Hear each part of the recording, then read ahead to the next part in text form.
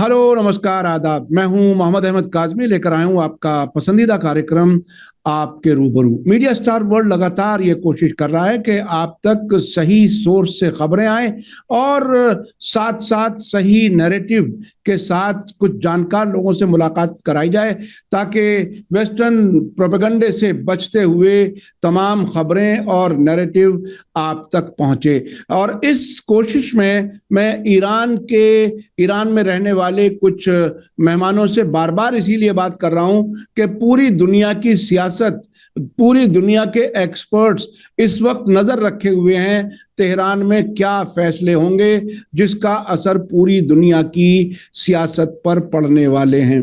Donald Trump की बेचैनी देखिए। 2 घंटे की मुलाकात हुई।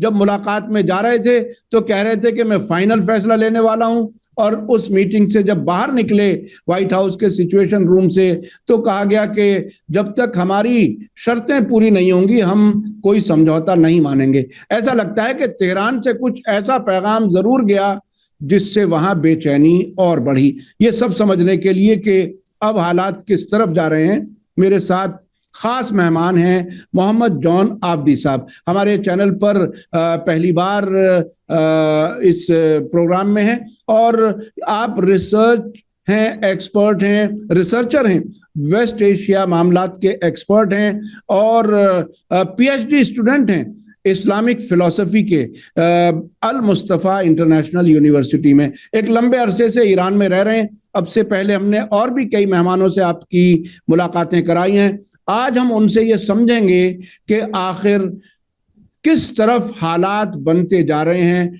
अमेरिका की बेचैनी और ईरान की तरफ पूरा इत्मीनान नजर आ रहा है। मोहम्मद बाकर कालीबाफ का ताज़ा बयान अगर देखें तो उन्होंने कहा कि हम जो कंसेशंस, जो रियायतें हासिल कर रहे हैं वो मिसाइल की ताकत से कर रहे हैं, और मेज पर तो हम अमेरिका को समझा रहे हैं हकीकतें समझ ले, यानी जितनी जल्दी हकीकत समझ ले उतनी जल्दी बेहतर है।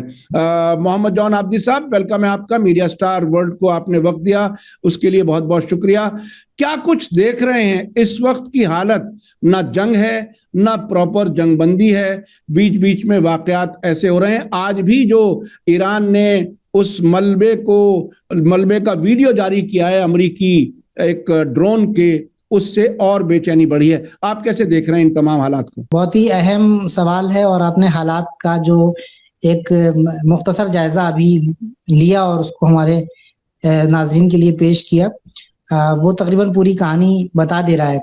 जी हाँ, बिल्कुल। मैं शुरू करता हूँ। अभी कुछ 2-4 दिन में जो हालात हुए हैं, पहले थोड़ी सी एक उसकी आपकी खिदमत में एक मुख्तसर सा उसका खाका पेश कर दूं, तो उसके बाद मैं आता हूँ आपके इस वाले सवाल की तरफ जो आखिरी आपने जो अपडेट दी थी।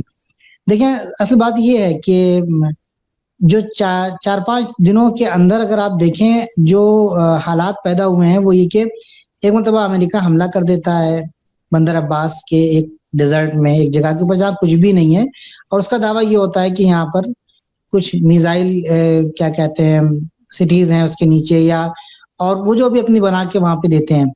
उसके बदले में सामने से ईरान कुवैत के अमेरिकन एयरबेस के ऊपर हमला करता है, और आज की न्यूज है कि उस हमले में 5 अमेरिकन जो है वो जख्मी हुए हैं। ये उनकी तरफ से बताई गई है न्यूज। तो लेकिन अब जख्मी हुए हैं कि मरे हैं, ये तो जाहिर बात है अमेरिका और इसराइल अपनी तरफ से ये कभी बताते नहीं है कि हमारे कितने लोग मारे गए हैं, असल छुपाते हैं। उसके बाद ये पहला, यानी यहाँ पर पहली बात जो ईरान ने की वो ये कर दी कि भाई देखिए, ऐसा है कि आप अगर हमला कर रहे हैं, आप अगर सोच रहे हैं कि हमको डरा देंगे, धमका देंगे, तो हम आपसे डरने आपकी डर में और आपके खौफ में और आपकी धमकी में मारने वाले नहीं है। आप जैसा करेंगे हम वैसा जवाब देंगे। फारसी की एक इस्तेलाह जो है वो इस्तेमाल की है कि मिला के संजिश फकत अमल अस्त। किसी यहाँ के एक्सपर्ट ने जो है वो एक बात कही है कि जो तौलने का जो इस वक्त पैमाना है वो सिर्फ और सिर्फ अमल है, यानी जैसा आप करेंगे वैसा आपको मिलेगा। आप खामोश रहेंगे तो हम खामोश रहेंगे, आप हमला करेंगे तो हम आपके ऊपर हमला करेंगे। आप अगर चाहते हैं कि एक तरीके की डील हो जाए, तो डील में हम जिस तरीके से चाह रहे हैं, जो इंसाफ के मुताबिक है, जो अदल इंसाफ के मुताबिक है, वैसा ही होगा। अब आते हैं, ये जो मलबा मिला है ये वही ड्रोन्स जो इन्होंने भेजे थे, और क्या कहते हैं 2 दिन पहले, जिनको यहाँ की सिपाह के जो ने मार गिराया और उसके बाद उसको लाशें कहते हैं, यानी जो लाशा हमारे यहाँ इस्तेमाल होता है उर्दू में यानी जनाजा, फारसी में वो तमाम चीज, वो एक जो पूरा एक जिस्म होता है, पूरी जो बॉडी होती है उसके जो टुकड़े बिखरते हैं उसको लाशें कहते हैं, वो छोटे छोटे टुकड़े को। तो उन्होंने कहा फारसी में कि ये लाशें यहाँ पे बिखरे हुए हैं, आप देखिए। उसकी वीडियो उन्होंने जारी की। ये वीडियो जो जारी की है इसके दो मकसद हो सकते हैं। पहला मकसद ये हो सकता है कि अमेरिका को बताया जाए कि अब आपकी कोई हैसियत नहीं है, ये जो आपने एक भौकाल, हम हमारे यहाँ एक इनफॉर्मल वर्ड इस्तेमाल होता है, जो आपने कायम किया था ये टूट चुका है। हमारे पास इतनी ताकत है, हमारे पास इतनी सलाहियत है कि हम आपके ड्रोन्स के, आपके फाइटर जेट्स जो भी हैं, हम उसका जवाब दे सकते हैं। जिसको आप कहते थे कि इसको लॉक भी नहीं कर सकता है, क्या कहते हैं, डिफेंस सिस्टम, उसको लॉक भी कर सकते हैं और मार भी सकते हैं। और वो तमाम चीजें जिसकी वजह से आपने पूरी दुनिया को धमकाया हुआ था, डराया हुआ था और पूरी दुनिया में अपनी धाक जमाई हुई थी, वो हम खत्म करते हुए नजर आ रहे हैं। ये एक अमेरिका को पैगाम है। दूसरा पैगाम खुद अपने अवाम के लिए, वो अवाम जो रातों को सड़कों पर नजर आ रही है, काश मैं कहता हूँ कि वो तमाम लोग जो कवर करना चाहते हैं, जानना चाहते हैं उसमें ईरान के बारे में, वो एक मरतबा आके यहाँ पर ईरान में देखें कि रातों में जो है क्या जोश, क्या जज्बा और क्या हिम्मत और बहादुरी का मुजाहरा कर रही है यहाँ की आवाम। ये तमाम चीजें जो है उन अवाम के लिए बहुत इंपॉर्टेंट है, उनके जानने के लिए। वो आते हैं उसी जोश से कि हमारी फौज ने, हमारे एयर डिफेंस सिस्टम ने ये कामयाबी हासिल की है, और उसको आकर वो लोग बयान भी करते हैं। इसके लिए वो वर्ड इस्तेमाल करते हैं तबीन का, यानी एक्सप्लेनेशन का। जिहाद तबीन कहते हैं। जिहाद तबीन यानी एक्सप्लेन करते हैं, हर चीज को एलेबोरेट करते हैं, एक एक चीज को आने के बाद। अच्छा, अभी हम लोग जो है वो तेहरान भी गए हुए थे चंद रोज पहले। ज़ाहिरन आपका आकिब साहब के साथ भी इंटरव्यू हुआ था, उसमें भी इसका तस्करा हुआ था।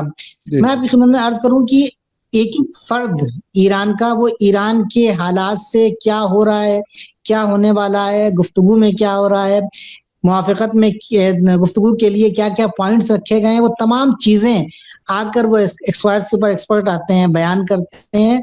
और वो अपनी अवाम, जैसे हुकूमतों में होता है ना, जंग के हालात में अवाम को गुमराह रखा जाता है या अवाम के सामने से चश्मपोशी की जाती है, अवाम को चीजें नहीं बताई जाती हैं, यहाँ पे उल्टा नजर आ रहा है। वो यहाँ पे सारी चीजें आके बयान कर रहे हैं, उसका तज्जिया पेश करते हैं, तो ये बहुत अच्छी चीज है। अच्छा, ये तो एक बात हो गई, ये हालात हुई। इम्पोर्टेंट जो अभी डेवलपमेंट हमको देखने को मिल रहा है ईरान के हक में, वो ये है कि ओमान साथ में आ गया है स्टेट ऑफ हुर्मुज को लेके ईरान के।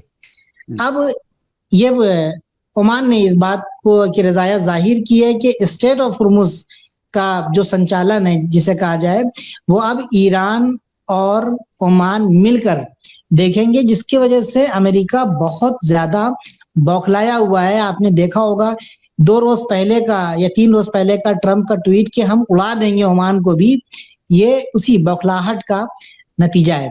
तो ये अमेरिका के दोस्त मुल्कों में से, देखिए, ईरान ने जिस तरह से इस्लामी इनकलाब के बाद एक तरफ तो एक्सिस ऑफ रेजिस्टेंस की शक्ल में जो कुछ सरकारें हैं, कुछ सरकारों से बाहर लोग हैं, उनको अपने साथ जोड़ा। अब इस जंग के नतीजे में अगर हॉर्मुज को कह दिया जाए कि ये एक तरह से माले गनीमत उसको हाथ लगा है, माले गनीमत में हॉर्मुज भी मिला और साथ साथ ओमान की हमदर्दी, ओमान का साथ भी मिला।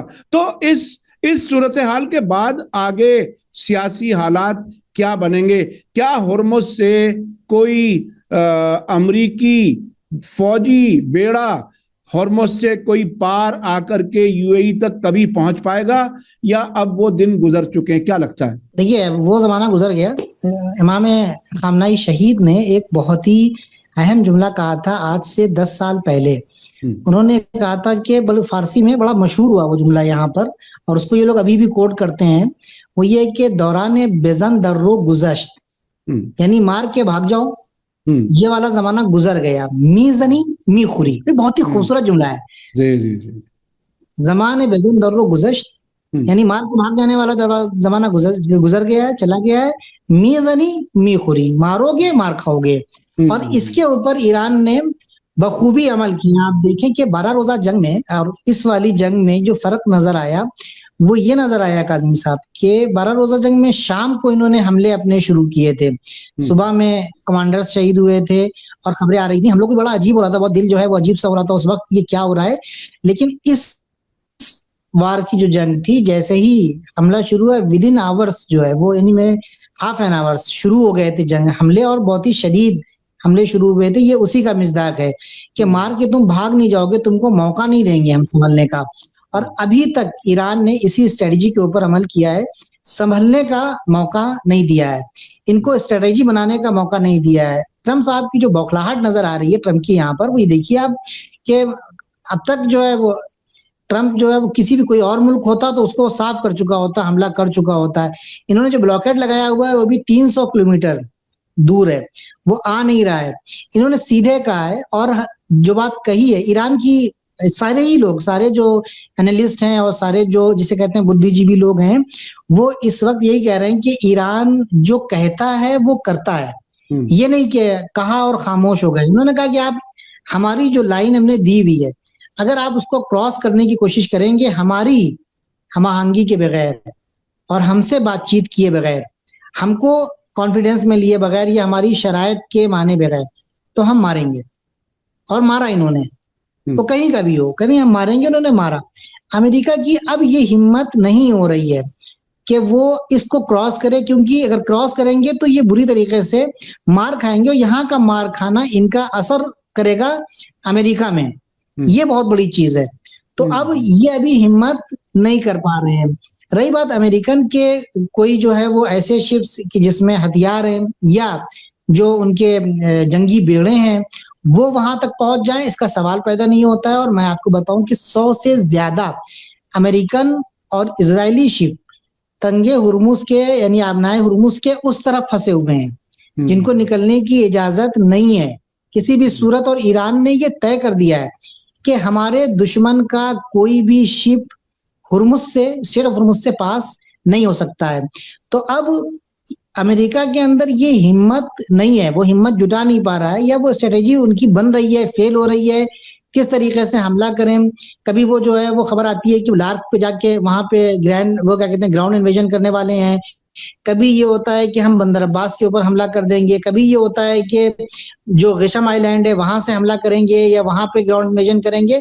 लेकिन इनकी जो बातें हैं वो सिर्फ बातों की हद तक रह जाती है। हर वीकेंड के ऊपर ट्रम्प आने के बाद एक शोशा छोड़ देता है, कहता है कि मतलब मिसाल के तौर पर हमने ब्लॉकेड हटा दिया, हमने तो हुर्मुज जो है वो खुलवा दिया, हमने ये कर दिया वो कर दिया। और जैसे ही वीकेंड खत्म होता है वो अपने मार्केट के हिसाब से और अपने बिजनेस पर्पज से काम करता है, लेकिन बाद में जिसे कहते हैं हमारे यहाँ टाई फिश, वो वाला मामला हो जाता है।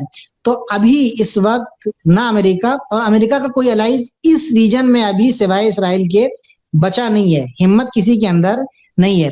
दुबई वो थोड़ा बहुत यानी अरब इमिरेट्स जो है वो थोड़ा बहुत फड़फड़ा रहा है, और उसको नहीं पता कौन सी गोली दी हुई है इसराइल ने या कौन सी बात कही हुई है अमेरिका से, कि उसके समझ में नहीं आ रहा है कि इसमें खुद हमारी खुदकुशी है अगर हम ईरान से दरगीर होते हैं। और अंदर अंदर ये चीजें उसके समझ में आ रही हैं, लिहाजा वो जाहिरी तौर पर कोई हमला नहीं कर रहा है। और अभी तक इस तरह की कोई हरकत नहीं की है कि जिसमें ईरान कोई ऐसा कदम उठाए कि जो एमिरेट्स के लिए बहुत ज्यादा खतरनाक साबित हो सके। अभी एक वॉल स्ट्रीट जर्नल की एक रिपोर्ट आई है, आज ही प्रेस टीवी ने उसके हवाले से एक रिपोर्ट दी है, जिसमें बताया कि यूएई शुरुआत से ही अमेरिका और इजराइल के हमलों में बाकायदा शरीक रहा है। खासतौर पर कुछ आइलैंड्स पर जो हमले हुए हैं वो यूएई के ही जरिए हुए हैं। अच्छा, जो दुनिया में एक इमेज है दुबई के रास्ते से एमिरेट्स की फ्लाइटों से आना जाना, 2-4 दिन रहना, टूरिस्ट के तौर पर बड़े बड़े टावर्स के दरमियान शॉपिंग करना, वो जो एक इमेज पूरी दुनिया के सामने खासतौर पर दुबई की रही है, अब आगे वो जो उनके यहाँ मुझे याद है इनकी डिप्लोमेटिक ताल्लुकात कायम हुए सन 2020 में, और 2019 की एक रिपोर्ट आई थी कि जिसमें अंडरग्राउंड छावनी बनने पर काम शुरू हो गया था इजराइल का। और अभी कुछ हफ्तों पहले बाकायदा आयरन डोम भी आए और कुछ इजरायली फौजी भी आए। तो ये सब एक तरह से कैद में हैं। हॉर्मुज के बंद होने पर क्या होगा कि बस ये हवाई कनेक्शन रह जाएगा, समंदरी कनेक्शन खत्म, क्या ऐसा समझा जाए? जी, ज़ाहिरी तौर पर अगर आप देखें यूएई के बारे में अगर कहा जाए तो यूएई के लिए ईरान के पास रिकॉर्ड्स हैं। ईरान के लिए साबित है कि यूएई तन्हा इनमें से एक ऐसा मुल्क रहा है कि जितने बड़े हमले ईरान के ऊपर हुए हैं, चाहे वो मीनाब का हमला हुआ हो, यहाँ तक ये भी कहा जा रहा है कि रहबरे इनकलाब की शहादत के लिए जो जेट्स उड़े थे, उसमें भी जो है वो एमिरेट्स का हाथ है। तो शुरुआत से रहा है और ईरान बार-बार इनको मना करता आ रहा है। अगर आप गौर करें, देखें, जब पहला पैगाम रहबरे इनकलाब आयतुल्लाह सैयद मुज्तबा खामनई साहब का आया था, तो उन्होंने उस पैगाम में ये कहा कि इस एरिया में, इस इलाके में, रीजन में, जो खलीज फार्स का एरिया है, ममालिक जो है यहाँ पे, हमको मिलजुल कर रहना है और हम सबको मिलजुल कर रहना चाहिए। कोई ऐसी बात ना हो जिसकी वजह से उनका नुकसान हो, क्योंकि हम अपने दुश्मन को अच्छा, उनका बड़ा दो टूक बयान है, वो अभी भी आया है कि हम इस इलाके में अपने दुश्मन को बर्दाश्त नहीं करेंगे, यानी अमेरिका को हम बर्दाश्त नहीं करेंगे। अभी सोच भी नहीं सकते हैं कि दोबारा वो जो 17 में से 16 बेसिस मारे हैं, उसके बारे में अमेरिका सोचे कि क्या करना है। उसके पास सिर्फ एक ऑप्शन है कि वो यहाँ से निकले। अब रही बात ये कि थोड़ी बहुत जो चलती फिरती सांस चलती, यानी जो सांस सिसक जो आ रही है एक तरीके से, वो यूएई के लिए कि उसको बाकी रखा जाए, वेंटिलेटर पे रखा जाए। वो इजराइल ने उनको एयर डिफेंस सिस्टम दे दिया और वो केज दे दिए हैं जिसको उन्होंने बना दिया है कि उसके ऊपर ड्रोन हमला नहीं कर पाए। ये तो बहुत ही यानी मज़ाक़ खेज बात है काज़मी साहब। आप देखें, इजराइल अपने आप को नहीं बचा सका, अपना उनका आयरन डोम सिस्टम जो है वो फेल हो गया, थाट जो है बुरी तरीके से बर्बाद होता हुआ नजर आ रहा है। वो अपने आप को नहीं बचा रहे हैं, वो इनको आयरन डोम सिस्टम देके या इनको डिफेंस, अपना एयर डिफेंस सिस्टम देके कैसे बचा लेंगे। और ये खाली एक जिसे कहते हैं कि उनको ढारस देना है कि हम तुम्हारे साथ हैं। तुम्हारा खुद अपने लाले पड़े हुए हैं जान के, तुम खुद को बचा नहीं पा रहे हो, तुम यूएई को जो है वो बचाओगे। लेकिन यहाँ पे जो एक अहम बात ईरान की तरफ से जो एक फ्लेक्सिबिलिटी नजर आती है, वो ये बार-बार ये बात कह रहे हैं कि आप दुश्मन का साथ देखिए, तो सामने 2-2-4 की बात है, अक्ल में आने वाली बात है। अमेरिका आपको बचाने के लिए नहीं आया था। अमेरिका ने आपके यहाँ बेसेस लगाए अपने सारे ममालिक में, लेकिन अमेरिका आपको नहीं बचा पाया, अमेरिका खुद को नहीं बचा पाया और अमेरिका यहाँ से निकल गया, निकलने को तैयार हो रहा है। ठीक है, तो अब आप किस चीज के भरोसे टिके हुए हैं आखिर? आप कौन सी वो चीज है कि जिससे आपको ये उम्मीद है कि अमेरिका आपको बचा लेगा? दूसरी बात ये कि ईरान ये कह रहा है कि हमें आपको तबाह बर्बाद नहीं करना है, आप हमारे पड़ोसी हैं, हम आपके साथ रहेंगे। हुकूमतें आती जाती रहती हैं, लेकिन लोग, ये ममालिक, ये खित्ते, ये खित्ता, ये जमीन, ये बाकी रहेगी। हमें आपस में एक दूसरे के साथ क्या कहते हैं, मोहब्बत के साथ और प्यार के साथ, सुलह आशती के साथ रहना है। ये दुश्मन आके इसने यहाँ पे जंग भड़काई है। अच्छा, ये भी है कि ईरान आने के बाद इनके ऊपर सीधा ब्लेम नहीं कर रहा है, ईरान एक वास्ते से कह रहा है कि आपको इसने भड़काया है, अमेरिका ने भड़काया है आपको, आप आइए, आप उसका साथ छोड़ दीजिए। बहुत ही वाज़ेह लफ्जों में रहबरे इनकलाब ने बहुत ही वाज़ेह लफ्जों में ये बात कही है।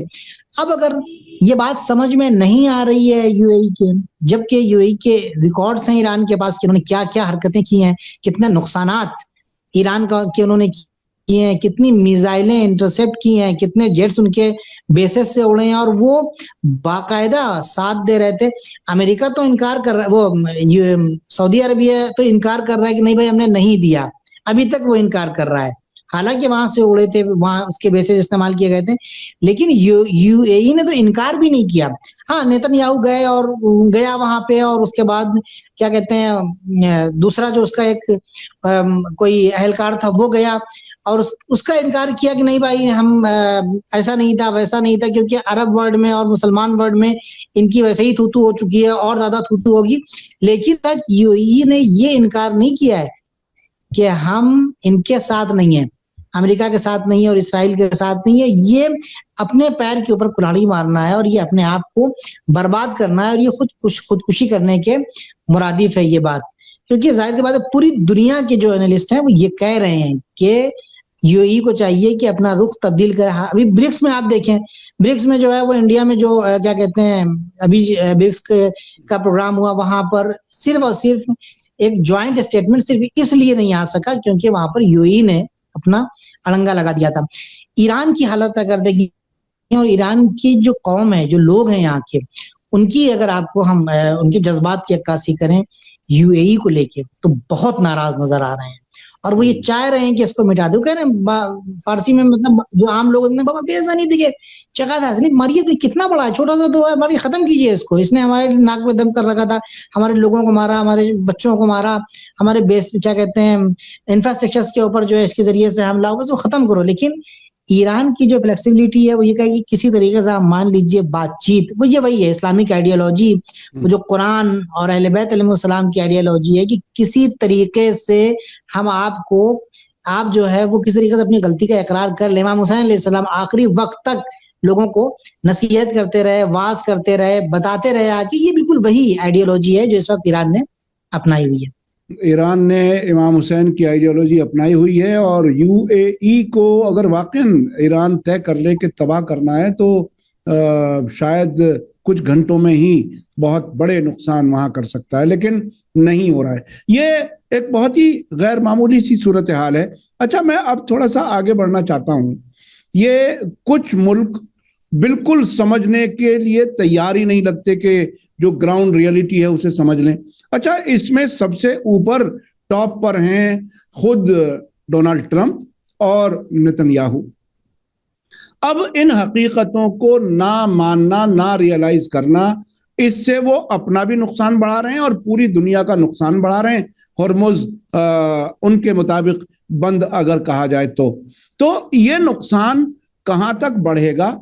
ईरान की अपनी तैयारियां क्या क्या हैं और ईरान में क्या कोई ऐसे मरहलेवार कुछ प्लानिंग है जिसमें कि अगर फिर से हमला हुआ तो इस बार क्या क्या तबाह करना है?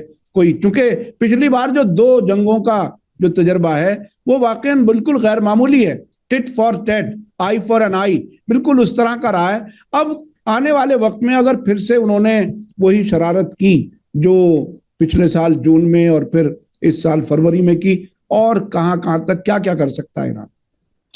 देखिए, पहली बात तो ये कि जो यहाँ के जिसे कहते हैं अथॉरिटीज हैं, चाहे वो आगे कालीबाफ हों, चाहे वो आगे अराक्ची हों, चाहे आगे बकाई हों, सब ने यानी कॉमन एक बात कही है, शुरुआत से कहते आ रहा है कि माँ जंग तलब नीस्तीम। ये रहबर इनकलाब, रहबर शहीद का जुमला है कि माँ जंग तलब नीस्तीम, यानी हम जंग नहीं चाहते हैं, हम नहीं चाहते हैं कि अपनी तरफ से कोई जंग भड़काएं, लेकिन जाहिर सी बात है अगर हमारे ऊपर कोई हमला करेगा तो हम उसको छोड़ेंगे भी नहीं, ये इन्होंने दिखा दिया। रही बात ट्रंप की, तो ट्रंप देखिए जो तागूत होता है ना, अगर हम इस्लामिक आइडियोलॉजी से बात करें, थोड़ा सा इसको हालात हाजरा से कनेक्ट करते हुए, फिरौन उसका सबसे बड़ा सिंबल है। जो भी ताकत जिसके पास आ जाती है बहुत ज्यादा और ताकत के नशे में चूर हो जाता है ना, तो बहुत मुश्किल से उसके जहन से ये बात निकल पाती है कि अब हम कमजोर हो रहे हैं, या हम कमजोर हो चुके हैं, या हम नहीं लड़ पाएंगे सामने वाले से। ट्रंप की हालत ये है, ट्रंप बार बार आके कह रहा है कि हमारे पास जो है वो बहुत ताकत है और हमारे पास बहुत बड़ी नेवी है, जबकि उसकी नेवी की हालत खराब हो चुकी है, उसके पास बहुत बड़ी फौज है, हमारे पास जेट्स हैं, हमारे पास फलाने बॉम्बर हैं, ये है वो है, उसकी हालत खराब हो चुकी है, तुम देख चुके हो। लेकिन वो अभी तक ये रियलाइज नहीं कर पा रहा है कि हम किस तरीके से अपने जहन से इस बात को निकालें। एक बात, दूसरी बात, ट्रंप ही नहीं बल्कि पूरे अमेरिका की जो एक जहनियत बन चुकी है वो ये है कि हमको किसी की बात माननी नहीं है, हमको अपनी बात मनवानी है। आप देखें, ये जो भी अमेरिका का ये तरीका रहा है हमेशा से, अमेरिका का तरीका ये रहा है कि आप गए किसी मुल्क से, आपको जो है वो अपनी बात मनवानी है, पहले आपने उसके ऊपर सैंक्शंस लगाए, सैंक्शन के बाद जो है वो बातचीत के लिए मेज पे लेके आए, फिर उसके बाद जोर दिया, जोर देने के बाद अपनी बात फिर और ज्यादा सैंक्शन लगवाए, अगर वो उससे नहीं माने तो हमला किया और अपनी बात मनवा ली। ये इनका तरीका रहा है। ईरान के सिलसिले में इनका ये जो कैलकुलेशन है वो बिल्कुल गलत साबित हुआ। एक दूसरी बात, जब ईरान अपर हैंड हो गया तो अब जैसे जैसे वक्त गुजर रहा है, ईरान अपने शरायत और अपना जो स्टेंस है उसको और ज्यादा वो मजबूत करता जा रहा है, और ज्यादा शदीद करता जा रहा है। इसमें वो इन लोगों को यानी अमेरिकन को, स्पेशली ट्रंप को अब ट्रेन करते हुए नजर आ रहे हैं ईरानी, के जो ईरानी मौकिफ है वो ये इनको ये जो इतना लेट हो रहा है, ये जो बार बार अपने पॉइंट्स दे रहे हैं, उनके पॉइंट्स आ रहे हैं, ये कबूल नहीं कर रहे हैं, उसमें एक चीज और बढ़ा रहे हैं, फिर उसको जो है वो फिर अदल हो रहा है पाकिस्तान के जरिए से, तो कभी किसी और जरिए से। वो ईरान इनको ट्रेन कर रहा है कि अभी वो जमाना खत्म हो गया कि तुम्हारी बात फौरन मान ली जाए, डर के मारे धमका के सैंक्शन लगा के। हमारे पास सैंक्शन, हम 47 साल से सैंक्शन चलते हुए आए हैं, ये सैंक्शन हमारे लिए नेमत साबित हुआ कि हम अपने पैरों के ऊपर खड़े हो गए, हम मोहताज नहीं है तुम्हारे, सिवाय खुदा के हम किसी के मोहताज नहीं है, तुम हमको नहीं झुका सकते हो। एक तो ये कि सामने हमारी तैयारी, हमारी मिसाइल का जवाब नहीं है। अभी हमने अपनी वो मिसाइल्स जो हमारे खजाने में रखी हुई हैं वो हमने इस्तेमाल ही नहीं किए हैं। वो कह रहे हैं कि अभी हमने नस्ल चहारूम और नस्ल पंजुम इस्तेमाल नहीं की है, यानी जो लेटेस्ट मिसाइल है, अभी जो मिसाइल इस्तेमाल की है वो 15 साल पहले की हैं। हमारे ड्रोन, जो असली ड्रोन है, अभी हमने इस्तेमाल नहीं किए हैं। हमारे पास जो नेवी है, हमारी जो बोट्स हैं छोटी वाली, हमने अभी उनको जो है उनका मुजाहरा नहीं किया है, लेकिन ये बात उनके समझ में नहीं आ रही है। तो एक तरीके से अभी आदत डालना ईरानी ट्रंप की और अमेरिका की कि देखो ऐसा बातचीत कैसे की जाती है, पहले बातचीत का तरीका सीखो, एक बात। दूसरी बात, इस मर्तबा अमेरिका से ईरान ये कहता हुआ नजर आ रहा है कि देखो भाई, 2 मर्तबा तुमने हमको धोखा दिया, दौरान गुफ्तगू तुमने हमारे ऊपर हमला किया, अभी तीसरी मर्तबा हम ये करना ही नहीं देंगे तुमको।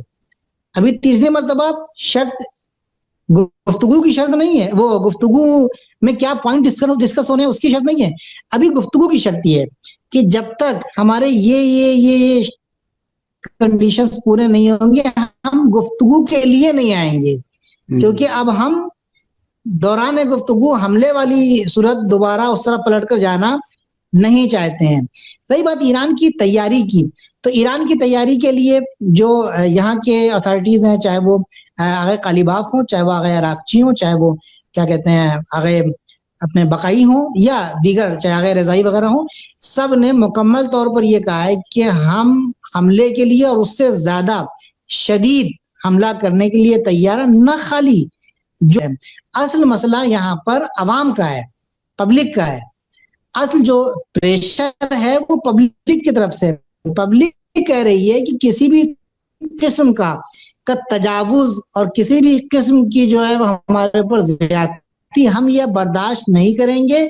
सैयद मजीद जो सिपाह के हेड हैं इस वक्त, उनसे कह रहे सैयद मजीद आप मारिए, हम आपसे शिकायत करने वाले नहीं है। जो बोला हम धोखे में इस अवामी तहरीक से कि जो पहले रजा शाह पहलवी के बहकावे में आ गए, ईरान इंटरनेशनल के बहकावे में आ गए, जिन्होंने सोचा था कि हमारे लिए यानी ये जो इस्लामिक हुकूमत है ये खतरनाक है, जबकि कहते हैं इस्लामी हुकूमत तो हमारे लिए हमारे अमन और अमान की बात कर रही है।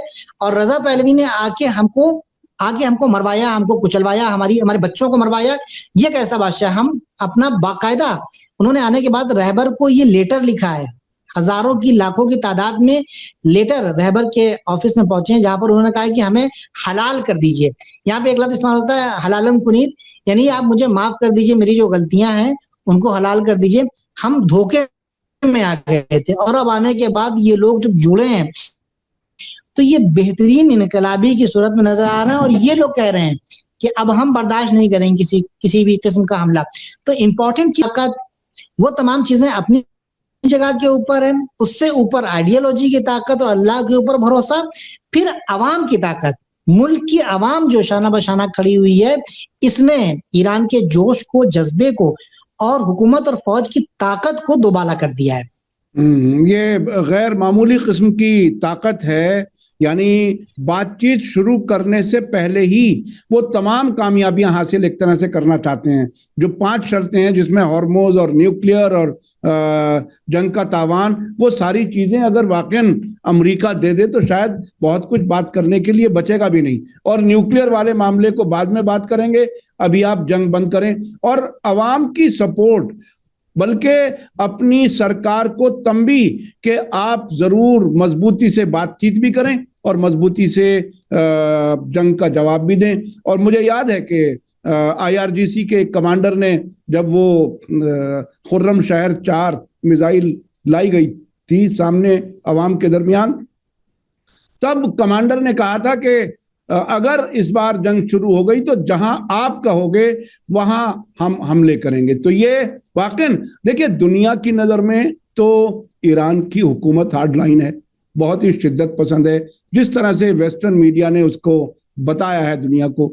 अब उस हुकूमत से भी ज्यादा, अगर उनके पैमाने से देखा जाए, उस हुकूमत से भी ज्यादा जिसे वो शिद्दत पसंद कहते हैं, वहां की अवाम और ज्यादा शिद्दत पसंद है। वो ये चाहती है कि एक्टिव बाकायदा जितना हो सके आप भरपूर जवाब दें। अच्छा, जब ऐसी हालत बन चुकी, जंग 2 बार हो चुकी, हमारे यहां तो सब पेट्रोल 100 रुपए से ऊपर जा चुका, यानी आप लेते हैं वहां 1 रुपए का पेट्रोल 1 लीटर और हम 102 रुपए देने के लिए मजबूर हैं। हालांकि वो फर्क तो बहुत पहले से ही बहुत ज्यादा था, लेकिन आपके यहाँ ईरान में आम जिंदगी अब कैसी चल रही है इन जंगों के दरमियान? महंगाई, कोई परेशानी, कहीं भीड़, कहीं नाअमनी, कोई इस किस्म की चीजें भी कभी आती हैं क्या सामने? आपकी खिदमत में अर्ज करूं कि ईरान के ऊपर सालों से सैंक्शन रहा। ईरान का तेल नहीं बेचा जा सकता है, ईरान बाहर से अपनी जरूरियात के सामान नहीं मंगा सकता था। ये सारी चीजें आपने मुशाहिदा की हैं और पहले से रहा है। इसके 2 महीना पहले, 2 महीना नहीं बल्कि 3-4 महीना पहले जो प्रोटेस्ट हुए थे, यहाँ पर पीसफुल प्रोटेस्ट हो रहे थे, उसके बाद फिर जो दंगाइयों ने आने के बाद यहाँ पर फितना और फसाद बर्पा किया था। दरअसल वो प्रोटेस्ट भी जो है वो इसी का क्या कहते हैं, जैसे कहते हैं कि एक कड़ी थी कि महंगाई तो थी, ठीक है, सैंक्शंस की वजह से। अब आप आइए, जंग हो गई है, जंग हो जाती है, और जंग के बाद जब हम सुनते हैं किसी मुल्क के ऊपर जंग हुई है, या जंग थोपी गई है, या वहां पर बमबारी हो रही है, तो उस मुल्क के जो हालात या कोई बुहरानी सूरत हाल आ जाती है, कोई क्राइसिस आ जाता है। आप कोरोना देखें, आपको याद होगा कि जब कोरोना आया था तो उस वक्त अमेरिका की हालत ये थी कि सुपरमार्केट के अंदर लोग घुस घुस कर वहां से टिश्यू पेपर तक लूट रहे थे। आपने देखी होंगी वो क्लिप्स देखी होंगी। या क्या कहते हैं, डायबिटीज जिन लोगों को है उनके लिए तो जो इंसुलिन लगाई जाती है उसके इंजेक्शंस लोग लूट रहे थे या ज्यादा से ज्यादा अपने पास जमा कर रहे थे। कोई क्राइसिस आ जाता है तो ये हालत होती है। जंग में तो अफरा तफरी का माहौल होता है, लेकिन अल्हम्दुलिल्लाह खुदा शाहिद है कि जिस दिन से यहाँ पे जंग शुरू हुई है, मैं आपकी खिदमत में अपना तासुर पेश करूं या अपनी फैमिली का, अपने बच्चों का तासुर पेश करूं कि जर्रा बराबर का खौफ और डर नजर नहीं आया कि एक हैजानी कैफियत हो, एक आदमी परेशान हो कि अरे तो क्या होगा, अब क्या होने वाला है।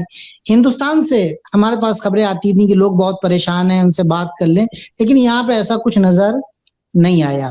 रही बात यहाँ पर जो है वो दुकानों की, दुकानें खुली हुई हैं, नॉर्मल है, सड़कें नॉर्मल है, लोग आराम से आ रहे हैं, जा रहे हैं।